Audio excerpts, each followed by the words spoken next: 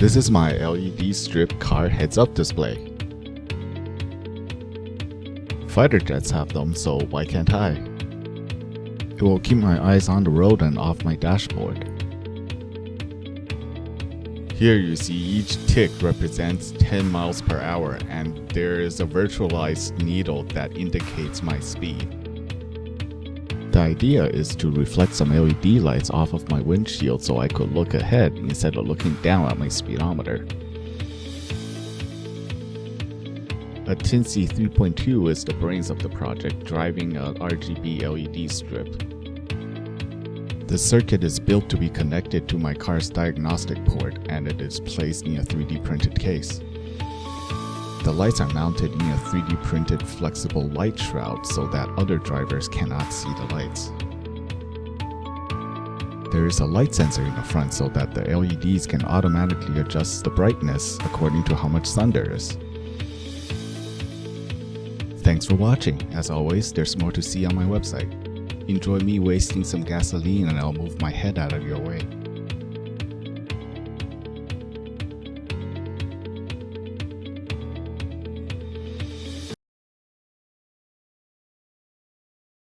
Alright, so here we're connected. You can see we're probably, 30 or 40 feet from the car.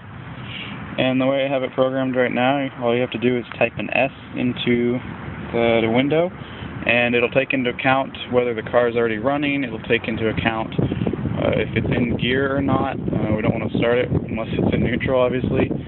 And so we'll go ahead and do that. I'll just press an S here on the keyboard, and you'll see the car start.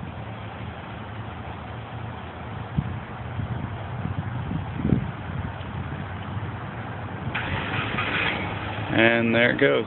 It took a little bit longer than it should have because it looks like it had disconnected and had to reconnect or something. But it should start within a second.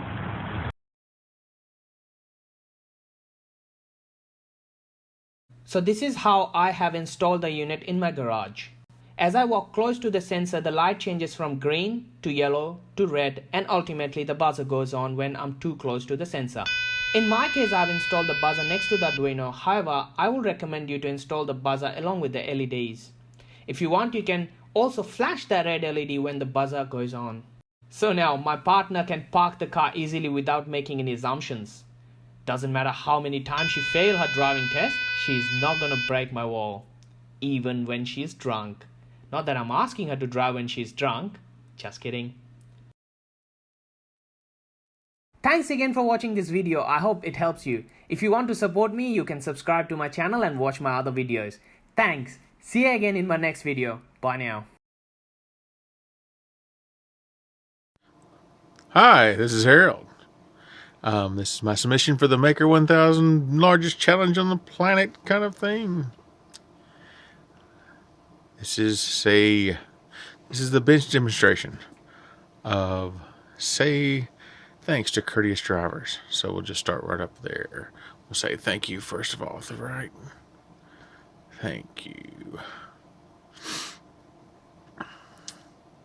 Just using a Microsoft Virtual Shield, an Illumina 635 phone running Windows 10 on the insider. Somebody's a little close to me. I can tell them to please back off.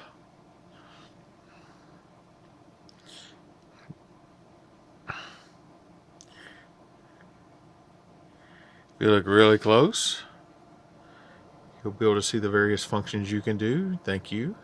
Stopping, starting, turning left, turning right. Please back off. And I can tell people you're welcome.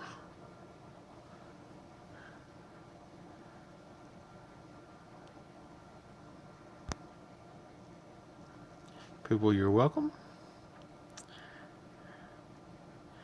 And then, if somebody's really being a jerk and they're all on me and they won't leave me alone, I can let them know that yes, I am calling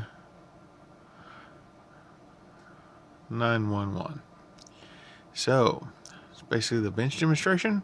The car demonstration will be somewhat similar, except it'll be through the back glass of a window. There you go. Connect this up to a test board and let's give it a go. The middle one should be the brake lights.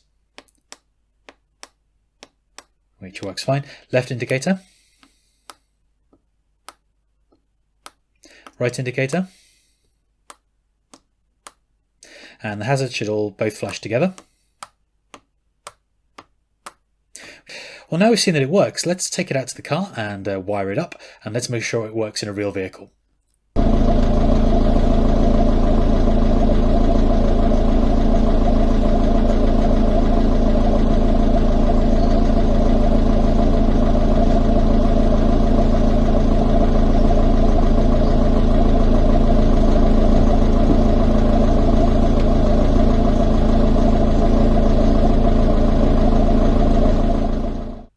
Alright, so that works as expected.